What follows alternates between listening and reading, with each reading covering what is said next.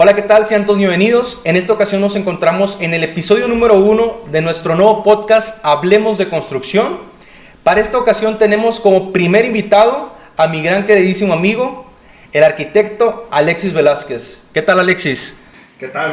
Muchas gracias por la invitación, ingeniero. Estamos aquí con todo gusto y con las ganas de darle a este primer episodio. No, muchísimas gracias por aceptar la invitación. Qué gusto que ya se pudo concretar por fin este primer episodio que tenemos pensándolo un año.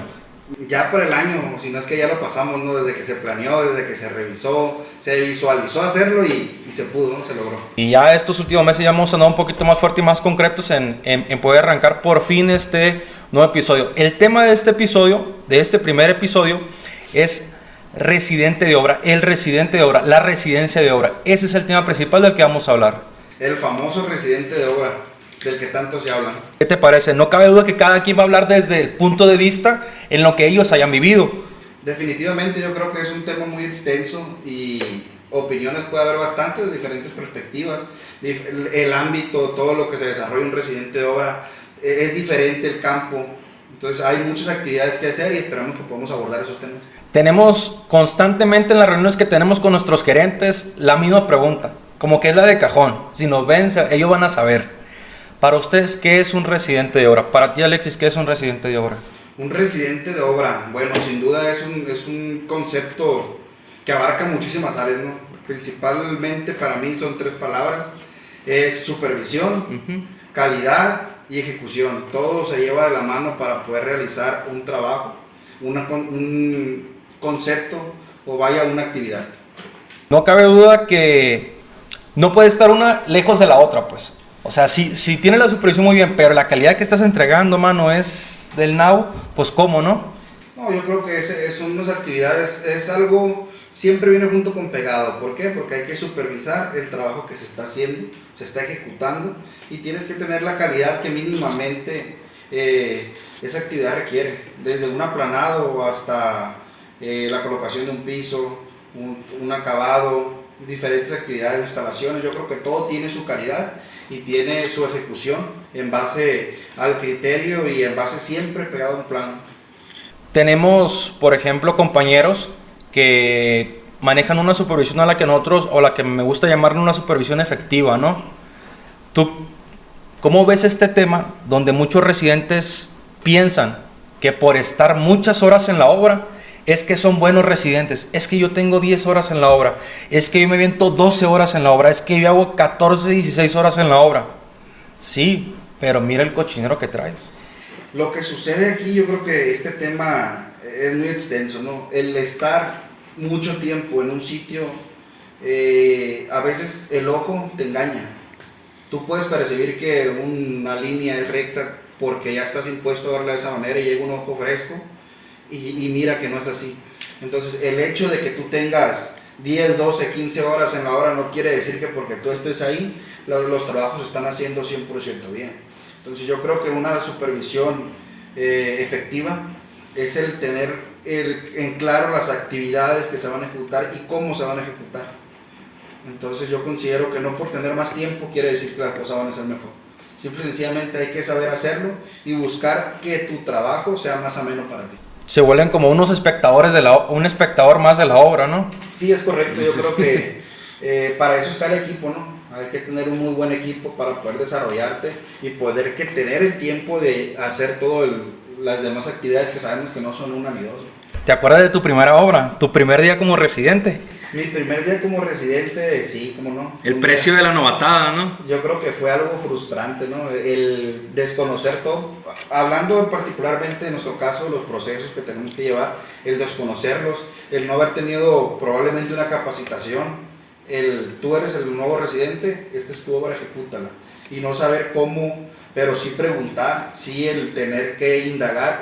¿Por qué? Porque si a ti te interesan tus resultados, tienes que buscar que tus resultados sean positivos. Preguntando, investigando o ejecutando a veces en ocasiones con errores, pero haciéndolo, buscando qué hacer y no quedarte en el común. Sí, no, tenemos que prestar mucha atención a los pequeños detalles, como nos mencionan nosotros mucho, ¿no? La parte importante del residente de obra es la planeación. Bueno, no, es una de las partes muy importantes para que un residente de obra cumpla en los tiempos planeados para que cumpla, en el presupuesto planeado, el tener todo el cuadro bien acomodado, pues.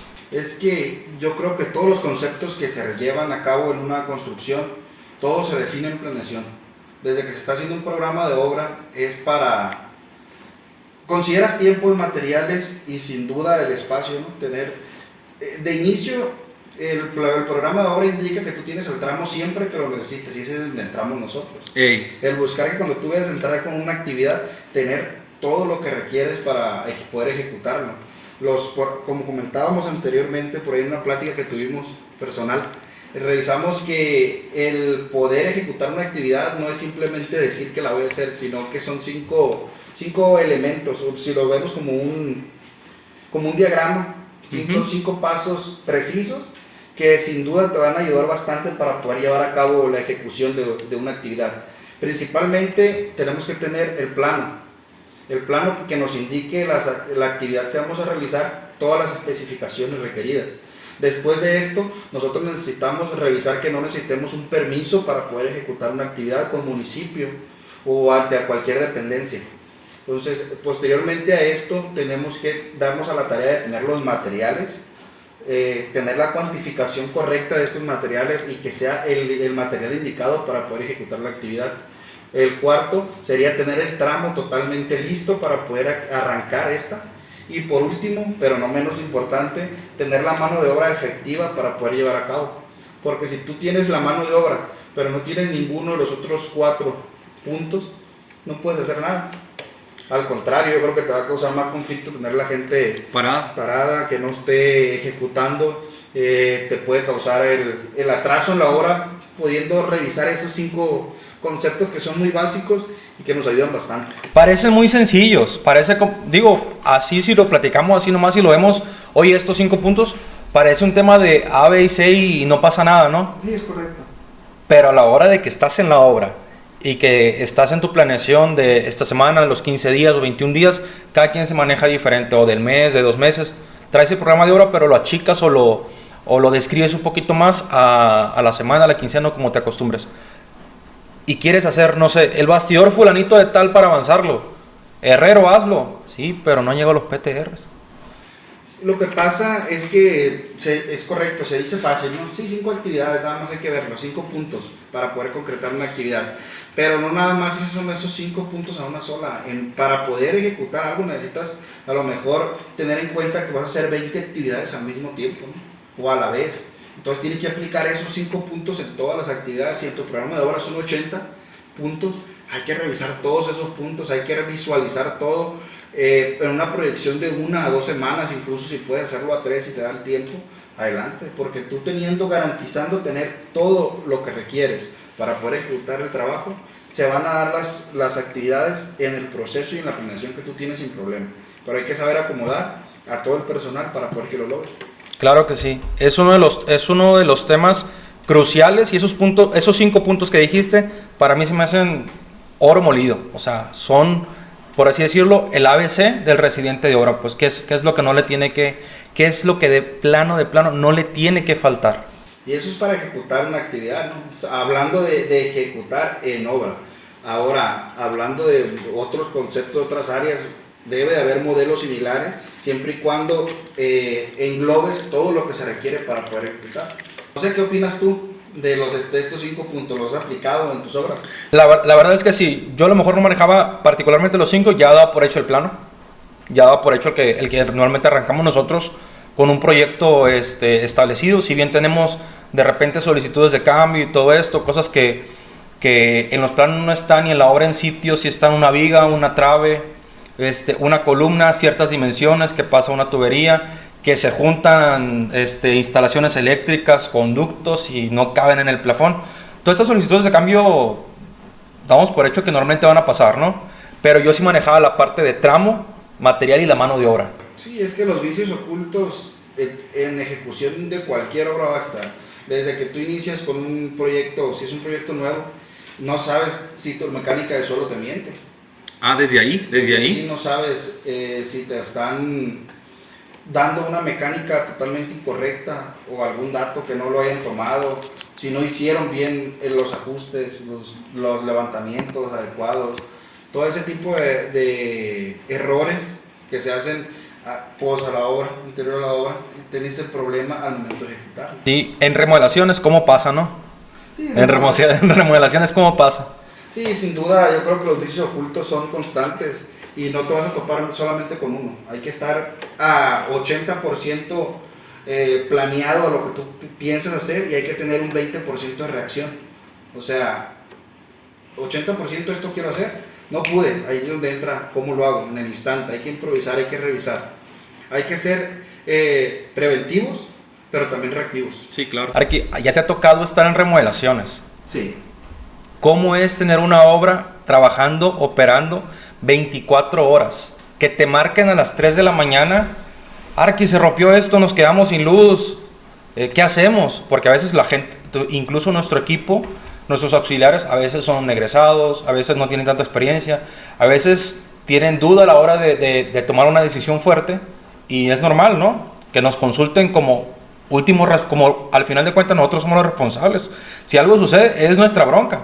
Si es nuestro equipo, si es nuestra gente, pero al final de cuentas, si hay algo o algún desastre que quieren Dios que no, es nuestra bronca. Sí, yo creo que es un tema fuerte el tener siempre personal en obra, ¿no? El hecho de que está implicado más personal, estás implicado tú como el primero al mando, como responsable de todo lo que suceda en una obra, pero para eso tienes tu equipo. Yo creo que el rodearte y el que te acompañe un buen equipo en el trayecto de la ejecución de tu obra, te puede dar la tranquilidad de poder tener tiempo también para descansar. Somos humanos, ¿no? Sí, claro, no, pues por supuesto. Al final de cuentas lo necesitamos, ¿no? Lo necesitamos. Pero también la responsabilidad es íntegra. Tenemos que estar conscientes de que siendo el responsable total de esta ejecución, tienes que estar al pendiente de cuando algo lo requiera. Pero aquí también surge lo siguiente: tú debes de saber en la planeación que tienes qué actividad va a ser más crítica y cuál va a necesitar que tú estés para poder llevarse a cabo y poder ejecutarse con tus propios tiempos y bajo tus propias limitaciones. Tú sabes qué personal te va a ser más de ayuda. ¿Por qué te digo esto? A lo mejor en el trazo de una escalera, sabes que tú vas a ocupar un topógrafo. Nosotros lo sabemos de inicio, pero no sabes si tu auxiliar tenga el conocimiento de que va a necesitar a ese topógrafo para que le trace, o si él lo va a querer hacer un trazo a cinta. Entonces es muy sencillo, hay que tener personal capacitado y saber de qué pata cojeamos, ¿no? Sí. Saber que si tenemos una persona que no tiene la experiencia, pero tiene la actitud de aprender, nosotros tenemos que darnos a la tarea de poder aplicar el apoyo, ayudarle, pero que también nos ayude. Al final de cuentas es al inicio, ¿no? Si tú le brindas tu tiempo a esta persona que está dando lo mejor de sí por aprender, al cabo de 2-3 semanas ya va a ser redituable, porque esta persona te va a ir necesitando cada vez menos, necesitando entre comillas, ¿no? Porque sabemos que tenemos que tener la supervisión siempre a la mano y apoyarnos con estas personas, que ya sean ingenieros, arquitectos, que nos puedan ayudar. ¿Ha pasado que capacitas a tu auxiliar? Dices tú, oye, ya traje este auxiliar 1 o 2 obras, o bueno, una pero muy bien, le tuve una buena capacitación, y a la siguiente ya no puede estar contigo y te dices, híjole, que le invertí, en el buen sentido, o sea, le invertí tiempo, a lo mejor un poquito de más, sí, para que me apoyara en esta obra, pero también con el afán de seguir contando con él o con ella, y ahora me dice que ya no quiere trabajar conmigo, o que no le conviene, que a lo mejor que no le conviene la ciudad donde ando, etcétera, etcétera. Un montón de situaciones, ¿no? Sí, sin duda, yo creo que puede haber un sinfín de motivos por el cual alguien no te pueda seguir. Sabemos que trabajamos de ciudad en ciudad, de estado en estado, entonces no todos tienen las facultades de poderse trasladar a donde nosotros nos vayan a mandar. Entonces la intención es tener tu equipo consolidado y que se vaya yendo contigo obra tras obra, pero en ocasiones pues no es posible. Hay personal que no puede dejar a sus hijos, que tiene responsabilidades en la ciudad en la que se encuentra. Y sí, yo creo que el darte el tiempo de explicarles, de enseñarles, de darle a conocer los procesos y que al final de cuentas no te puedan seguir, sí pega, ¿no? El hecho de que, bueno, pues empezamos de nuevo, seguimos buscando, y yo creo que no es una limitante para poder ejecutar el trabajo, pero sí va a ser nuevamente una carga más de trabajo al inicio de la obra para ti. Sí. ¿Por qué? Porque tienes que darte el tiempo de explicarle nuevamente a alguien que a lo mejor desconoce los procesos, pero ahí es donde, en esa búsqueda, es donde encuentras al personal correcto para que se vaya contigo. Ahora vamos a entrar en la parte turbia, Arqui. ¿Te ha tocado dar de baja a alguien en la obra? ¿Cómo es esa sensación? ¿Y cómo se lo describirías a nuestros espectadores que son arquitectos, que son ingenieros, que son estudiantes de arquitectura, de ingeniería o carreras afines que traen ganas de ejercer bajo la construcción, pero esta parte hay que tener carácter para correr a alguien? Yo creo que es un tema delicado por el hecho de que dependen de nosotros, no solamente un trabajador, a lo mejor puede ser una familia completa, ¿no? Porque esa persona es quien se lleva a cabo el sustento al hogar. Sin embargo, pues, tampoco tiene que ser una limitante para hacer nuestro trabajo, que es parte de. Sí me ha tocado en diferentes ocasiones, han sido muy particulares. Yo creo que no ha habido mucho problema porque han sido situaciones que ellos mismos se han buscado el que se lleve a cabo eso. Está muy claro que hay ciertos lineamientos en los cuales, si de esta línea brincas, es casi en automático, pues. Sí, sabemos lo que está bien y lo que está mal. Sí. Entonces, cuando tú haces algo incorrecto, se vienen las consecuencias y hay que afrontarlas. Fíjate, a mí me pasó, nomás me ha tocado correr a una persona en una ocasión, ¿no? Pero fue como que exactamente, cruzó una línea que no se había cruzado, pues. Se perdió una esmeriladora y apareció en su mochila, pues. Estaba muy claro, pues. No había forma y fue muy claro dar esa baja. Fue muy fácil, aunque se escuche feo, dar esa baja, que en comparación con otras personas que tenía en mi equipo, que lo que yo he tratado de hacer, por ejemplo, es, bueno, no me sirvió para esto, y ya lo agarras a la persona aparte, platicas con él a solas o con ella solas y le dices, oye, así es la situación aquí, esto es lo que tenemos que hacer, te invito a que hagas esto, a que hagas lo otro, a que hagas tu chamba, etcétera, etcétera. Ya si no, yo todavía incluso, digo, a lo mejor me toqué mucho el corazón, volví con la persona, oye, te invito a que hagas esto, que hagas lo otro, que esto, no sé qué. Y bueno, fue hasta que un auxiliar de prevención se acercó conmigo y me dijo, oye, Inge, le recomiendo que ponga a la persona a hacer esto, esto y lo otro. ¿Sí? Que son chambas que normalmente usted hace. Y sí, la cuestión era encontrar en qué era fuerte esta persona. En qué era fuerte y en eso aprovecharlo, pues. No todos somos fuertes en todo, pues. Lo que pasa es que también hay que buscar el rendimiento del personal, ¿no? Hay alguien que a lo mejor, hablando de ejecución de la obra, a alguien le va a rendir más el aplanado y a otro va el aplanado, el repellado, por decir. Rápido va a repellar, pero el darle el acabado fino va a ser un poco más complicado porque tarda más, pero a lo mejor para pegar tabique es buenísimo, incluso para rápidamente cimbrar es muy bueno. Tenemos que ir rotando el personal y ir viendo bajo qué condiciones él puede ir avanzando y cuál es su fuerte.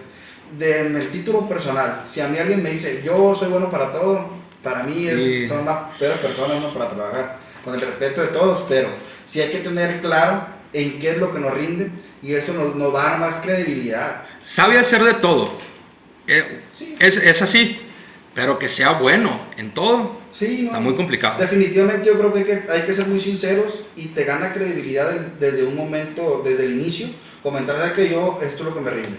Yo lo puedo ayudar en todo, pero si quiere tener un mayor rendimiento, porque también les evita cualquier conflicto y como te digo, la credibilidad, uno con el personal, es lo mejor que puedes tener. Saber que esa persona te va a ayudar con ese trabajo y que después no te van a estar a ti llamando la atención por no haber hecho las cosas bajo un tiempo determinado, porque sabemos que el rendimiento es algo clave para poder cumplir con las actividades a tiempo. Porque te dicen, soy bloquero, y cuando lo pones a pegar block, ahí anda con sus metritos.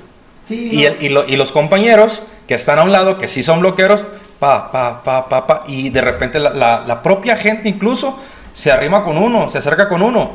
Oye, Inge, ¿qué no dijo que este era bloquero? Está cobrando lo mismo que yo. Y llevo el doble, el triple de los metros que él lleva. ¿Cómo está eso?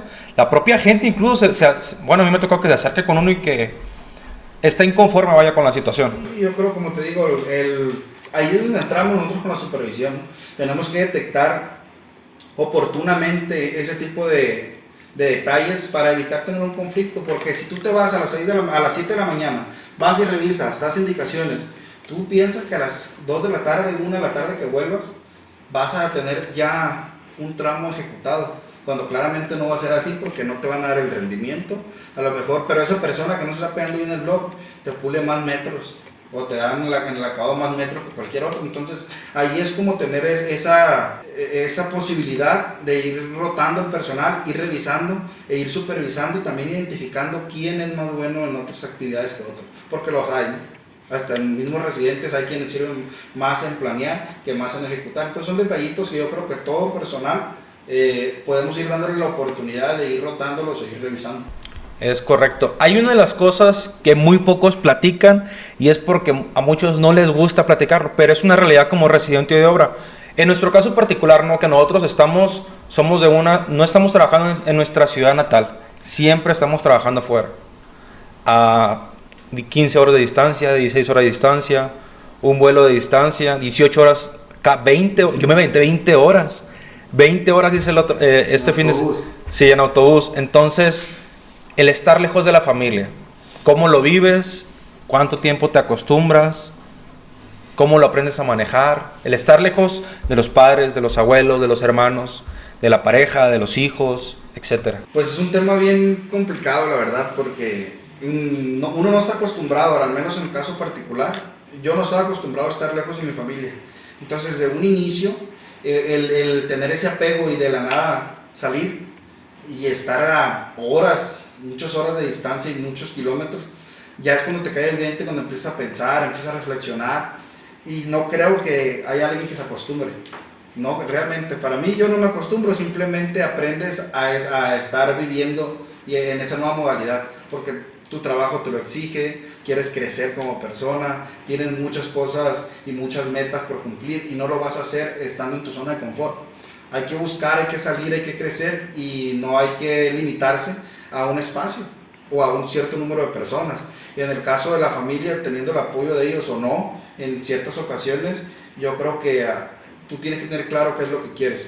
Y en el caso de la pareja, yo creo que alguien que te limite o que no te deje crecer profesionalmente o como persona es alguien con quien no vale la pena estar. Entonces alguien que, si tú quieres crecer y alguien te jala para que no crezcas, hay que soltar ese tipo de personas, ¿no? Y hay que tener bien claro qué es lo que quieres, cómo lo quieres y de qué forma lo vas a lograr. Y posiblemente no sea estando a 50 kilómetros de tu casa. Es correcto. Yo, por ejemplo, tengo el caso particular de una amiga. Ella estaba trabajando pues en la ciudad en la que somos natales. Así se dice, natales. Yo creo. Ella estaba trabajando en la ciudad, ¿no? Terminamos la carrera y encontró una empresa, una constructora para trabajar ahí. Y empezó a trabajar, tuvo mejor sueldo, le dieron luego un carrito, etcétera, etcétera. Le fue bien, realmente sí estuvo creciendo en la empresa, ¿no? Pero llegó el punto donde sintió que estaba teniendo tope salarial.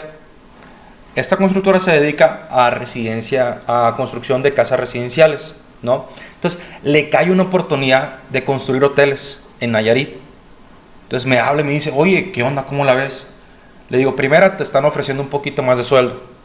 Si te conviene económicamente, realmente sí. Estamos hablando, sí le convenía económicamente, ¿no? Segunda, vas a hacer un brinco en tu crecimiento profesional.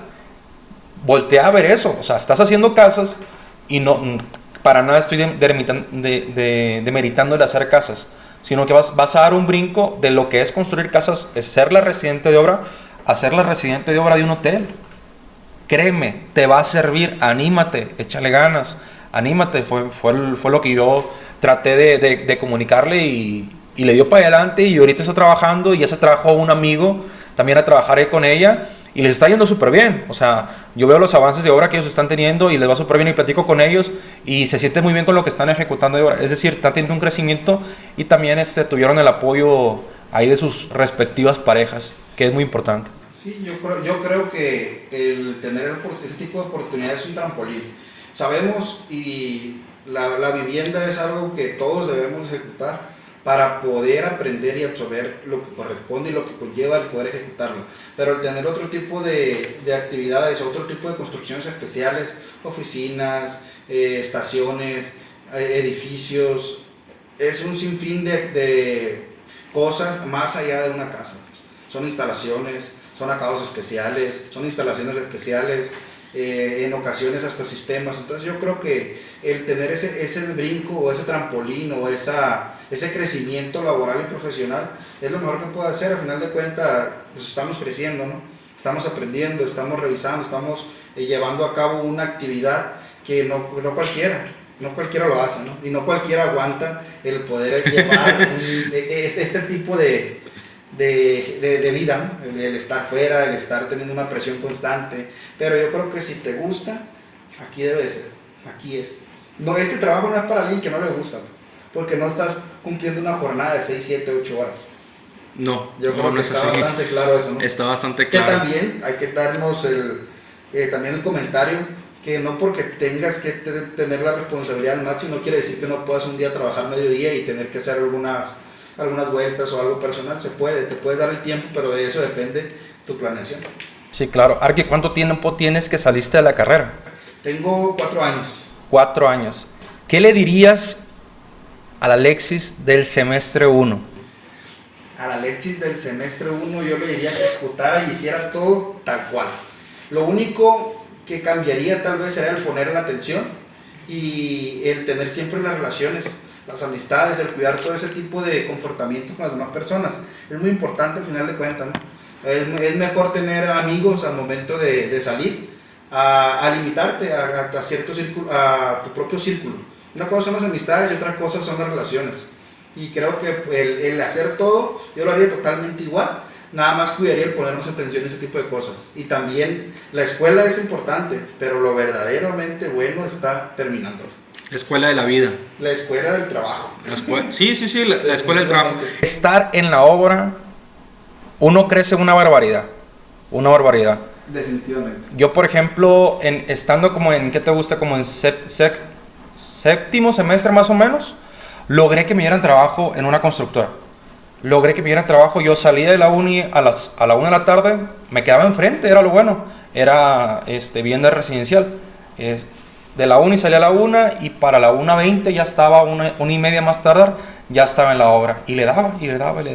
Y ahí, estando ahí, pues me empezaron a caer los conocimientos de cuantificar material, mano de obra, rendimiento de la mano de obra, las cuadrillas, lo que se paga,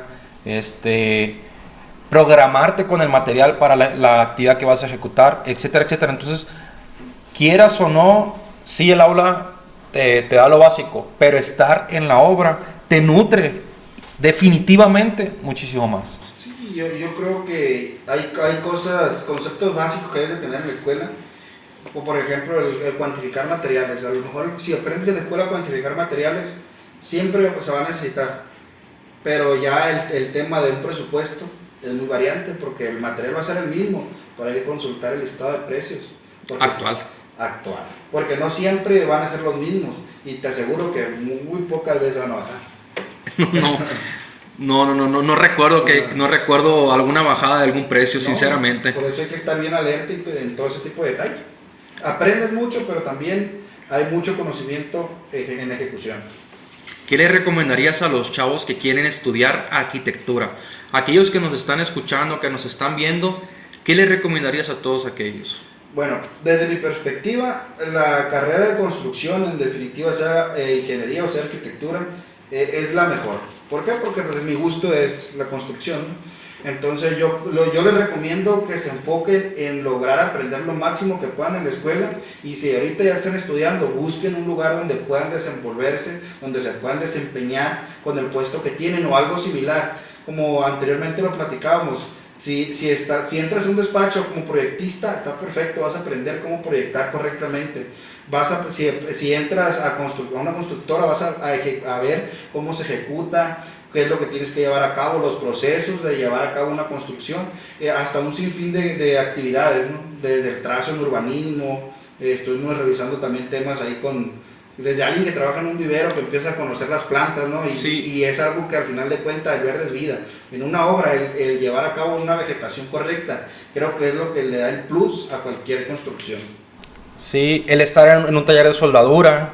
Hay varias cositas que uno puede estar ejerciendo siempre y cuando tengas la oportunidad, ¿no? Porque yo tuve compañeros, me imagino que tú también, que trabajaban para pagar la escuela. Sí, es correcto. Entonces, esta gente desafortunadamente no se puede dar la oportunidad, y lo hablo gracias a Dios desde una posición de privilegio que mis papás sí me pudieron apoyar para la carrera, que necesitan cualquier chamba mientras les dé cierta cantidad que ellos necesitan sí o sí para poder sacar su semana, pues. Y no necesariamente esas son carreras, son trabajos afines a la carrera, pues, ese detalle. Sí, definitivamente yo creo que es quien tenga la posibilidad, ¿no? Como lo comentas, hay quienes tuvimos que buscar la solución o tuvimos que trabajar en su momento para poder llevar a cabo el terminar una carrera, quienes recibimos apoyo, quienes no lo hicieron. Entonces hay un sinfín de cosas que hay detrás de la persona, pero si tienes la posibilidad de visitar constantemente una obra o de llevar a cabo un trabajo relacionado a lo que estás estudiando, ahorita estamos hablando de construcción, entonces algo que se derive o que vaya de la mano con esto, mi recomendación humilde, que lo sigan, que traten de hacerlo. Aquí, ya por último, para acabar, una anécdota que nos quieras contar. Una anécdota.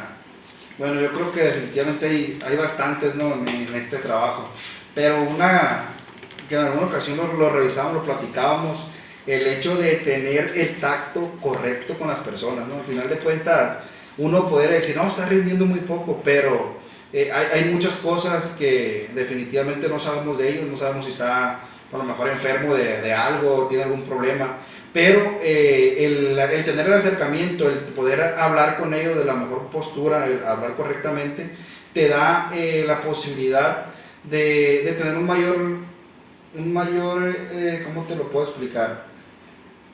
Que sea más ameno, un más tacto con el personal. Pero en una ocasión, yo creo, tuve una lección muy, ¿cómo te lo explico? Muy fuerte. Fue momentáneo, instantáneamente, okay. Y fue natural. Estaba yo platicando con un personal de obra, no recuerdo qué actividad estaba haciendo, ¿no? Pero yo exigiéndole que necesitaba que me ayudara, a lo mejor yo portándome tú sabes que vamos creciendo y vamos aprendiendo, entonces yo creo que en su momento sí fui un poquito más tajante con él, y me dijo, Arqui, sí está bien, digo, pero esto es lo que yo estoy rindiendo de momento. Si usted me quiere explicar, me quiere decir, está bien, digo, pero a ver, enséñeme, dígame cómo le hago.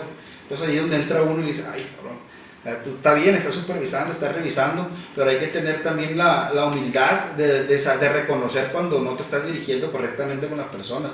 Esta persona no estuvo mal en que me lo dijera, fue una lección que recibí al instante, porque no es lo mismo el simplemente andar con el plano en la mano y exigiendo que haga algo, sino hay que tener la empatía con las personas de que también ellos están haciendo una actividad física y es desgastante, no es algo sencillo a lo mejor el estar aplanando 10 metros en un rato. Después de que los cargó los bultos. Después de que trajo la arena, después de que trajeron... Y arriba de un andamio de 3 pisos. Es algo que tendríamos que estarlo llevando a cabo, ejecutando, visualizando, revisando, para poder entenderlo, ¿no? Que no es algo sencillo. Yo creo que hay que tener la empatía con las personas y como se lo comentamos en alguna ocasión, para poder ser buen arquitecto, buen ingeniero, primero hay que ser buena persona. Y hay que llevar a cabo los conocimientos que tenemos, pero siempre de la mano con el tener el mejor trato con las personas. Porque son personas. Entonces, el desgaste lo tienen y hay que ser conscientes que no va a ser la misma a las 8 de la mañana que empiecen a las 4:30, ya casi termina la jornada, hablando de un turno en específico. Nos quedamos con eso. Arquitecto, es un tema muy gratificante y qué bueno que lo comentas. No se les olvide a todos aquellos que nos están escuchando, que nos están viendo, la humildad con la que tenemos que vivir, ser buena persona, no porque uno esté en una posición de privilegio, porque uno sea jefe de cierta persona, tiene el derecho de poderles hablar con faltándoles al respeto, con desdén, etcétera, etcétera. No uno tiene el derecho de hacerlo. Sí, es correcto. Yo creo que tampoco hay que desprestigiar el hecho de que tenemos que ser exigentes, ¿no?, con el trabajo. No, por supuesto. Al final de cuentas somos personas, pero también tenemos un trabajo que ejecutar y tenemos la responsabilidad de tener en cuenta rendimientos, de tener en cuenta calidad, de tener en cuenta ejecución de actividades. Como lo hablamos desde el inicio de su podcast favorito, Hablemos de Construcción, episodio número 1. Te agradezco muchísimo este tiempo, este espacio, que te hayas dado la oportunidad, que me hayas tomado la palabra de animarte a hacer este primer episodio conmigo. Y no sé si le quieras mandar algún otro mensaje a la audiencia. No, pues agradecido principalmente con la invitación, ¿no? Que me hayas tomado en cuenta para que desde que surgió la idea, tener la posibilidad de ser uno de los primeros por acá, y con la intención de, pues posteriormente tal vez una segunda parte en Hablemos de Construcción, que es lo que hacemos, estamos hablando de ello. Así es, muchísimas gracias. Un saludo a toda la gente que nos está siguiendo, nos vemos en el próximo capítulo. Saludos. Saludos.